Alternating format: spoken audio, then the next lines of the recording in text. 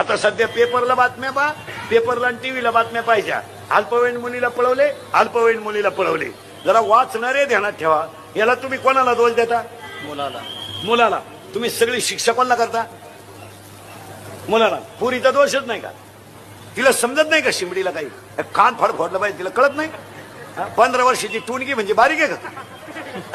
बारीक नाही. त्यानं मोबाईल दिलेला तुला गोड लागला, त्यानं रिचार्ज मारलेलं तुला गोड लागलं, त्याच्या गाडीवर तोंड बांधून हिंडाय गोड लागलं, त्यानं दिलेले पैसे गोड लागले, आता भुकती नाही दहा थाड पडून टाकले म्हणजे समजत नाही का पुरीला? हा विनोद आहे काय?